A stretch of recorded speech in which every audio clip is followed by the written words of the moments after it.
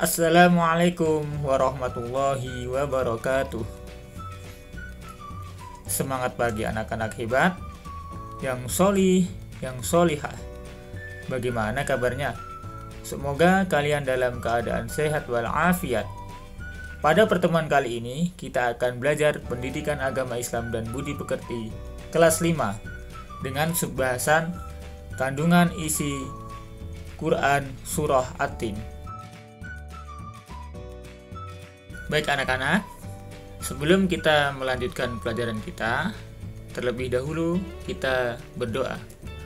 Bismillahirrahmanirrahim. Rabbi zidni ilman warzuqni fahman waj'alni minas sholihin. Ya Allah, tambahkanlah aku ilmu serta berilah aku kemampuan untuk memahaminya, dan jadikanlah aku termasuk golongan dari hamba-Mu yang solih.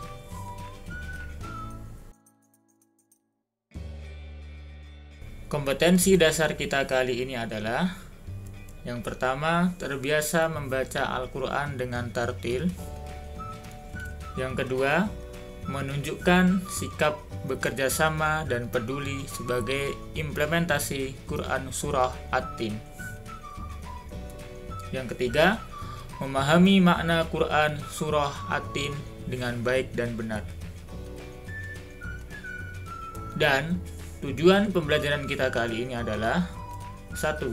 Mampu mengetahui kandungan Quran Surah At-Tin dengan benar. 2. Mencontohkan perilaku saling mengingatkan dalam hal kebajikan.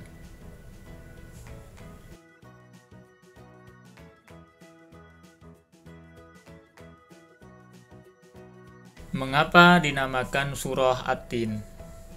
Karena pada ayat pertama ini ada kata At-Tin yang artinya buah tin. Surah At-Tin ini adalah surah yang ke-95. Jumlah ayatnya ada 8 dan diturunkan di kota Mekah. Maka surah At-Tin ini digolongkan surah Makkiyah.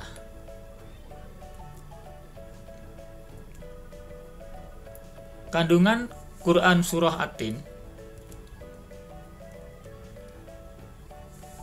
Ayat pertama, tin adalah buah yang enak dan lembut serta cepat dicerna. Ia menjadi obat yang banyak manfaatnya. Memperhalus fisik, mengencerkan dahak, membersihkan ginjal, menghancurkan batu pada saluran air seni, menggemukkan badan dan dapat melonggarkan rongga hati dan limpa. Sedangkan zaitun adalah buah yang memiliki keistimewaan karena kandungan minyaknya yang berlimpah sehingga dapat dipergunakan di daerah yang kurang memiliki minyak. Pada ayat kedua, Gunung Sinai terletak di semenanjung Sinai, lintasan antara tanah Mesir ke Israel, Arab, dan Mesopotamia. Gunung ini setinggi 2.285 meter. Ini juga dikenal dengan nama Jabal Musa, Gunung Nabi Musa, karena di tempat ini Nabi Musa menerima wahyu pertama dan diangkat menjadi rasul. Pada malam Mi'raj, Rasulullah Muhammad SAW berhenti sebentar di tempat ini dan melaksanakan sholat sebagai penghormatan beliau pada kesucian tempat tersebut.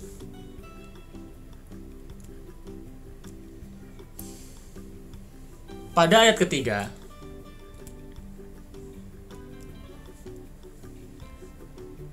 kota yang aman adalah kota Mekah.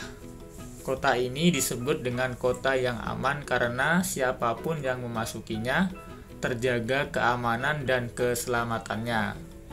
Kota Mekah juga disebut sebagai Ummul Qura dan tanah yang aman.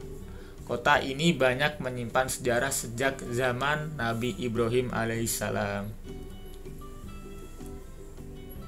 Kemudian pada ayat yang keempat, Allah Subhanahu wa Ta'ala menjadikan manusia dalam sebaik-baik bentuk. Proses kejadian manusia tidak sama dengan kejadian makhluk-makhluk yang lain.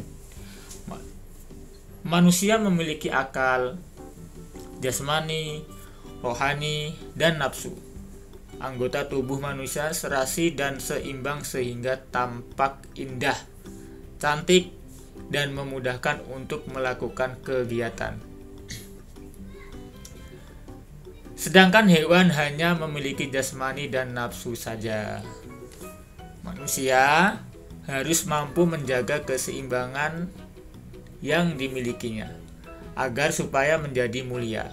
Apabila manusia mengutamakan nafsunya, maka ia turun derajatnya seperti hewan. Selain rohani, manusia dibekali dengan akal pikiran agar supaya dapat membedakan yang baik dan yang buruk. Kandungan ayat yang kelima, Allah Subhanahu wa Ta'ala mengingatkan manusia, sekalipun mereka sempurna, tetapi dapat turun derajatnya menjadi hina karena pengetahuan, sikap, dan perilakunya apabila telah keluar dari aturan yang telah ditetapkan oleh Allah Subhanahu wa Ta'ala. Melalui apa? Melalui Rasul Muhammad SAW. Contoh kelebihan manusia. Yang pertama, bertutur kata sopan dan lembut. Berpakaian menutup aurat. Makan dan minum yang halal. Bergaul dengan sesama, yaitu bersilaturahim. Dan menggunakan anggota tubuh sesuai yang diperintahkan agama. Ini adalah contoh kelebihan manusia daripada hewan-hewan atau makhluk lain. Jadi manusia itu lebih sempurna. Kemudian pada ayat yang keenam, orang-orang yang tidak pernah hina adalah mereka yang beriman dan melaksanakan amal soleh. Orang yang demikian itu akan selamat dari kehinaan dunia dan akhirat. Nah, ini contoh orang beriman dan beramal. Yang pertama, sholat, kemudian juga beramal. Bukan hanya sekedar sholat, tapi juga beramal. Gemar sedekah, kemudian ikhlas dalam menolong. Ayat yang ketujuh, pada hari kiamat nanti ada hari pembalasan terhadap perbuatan manusia yang baik dan yang buruk. Manusia seharusnya tidak ragu adanya hari pembalasan, karena Allah Subhanahu wa Ta'ala sudah menunjukkan bukti-buktinya.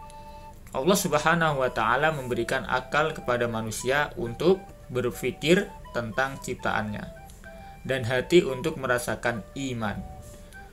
Pertanyaan Allah Subhanahu wa Ta'ala itu untuk mengingatkan adanya hari kiamat agar manusia tidak lupa dan lalai sehingga terjerumus dalam dosa dan kehinaan.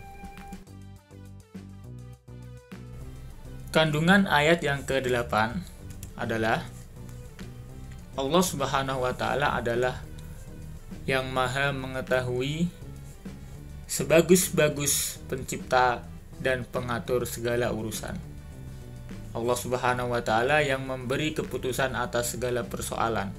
Tiada perbuatan walau sekecil atom pun yang dapat terlepas dari pengadilannya. Pengadilan Allah Subhanahu wa Ta'ala adalah sebaik-baik pembuat keputusan. Allah Subhanahu wa Ta'ala Maha Pengasih kepada hambanya. Ia senantiasa mengingatkan agar manusia tidak lupa diri. Jika ternyata manusia masih melakukan dosa, maka karena keadilannya, manusia akan menanggung akibat dan pembalasan atas dosa itu. Allah Subhanahu wa Ta'ala juga telah menyiapkan kenikmatan bagi orang yang menjalankan syariatnya.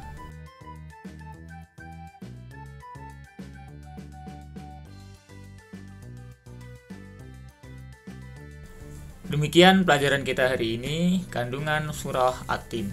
Semoga bermanfaat, tetap semangat. Sampai berjumpa di pekan yang akan datang. Wassalamualaikum warahmatullahi wabarakatuh.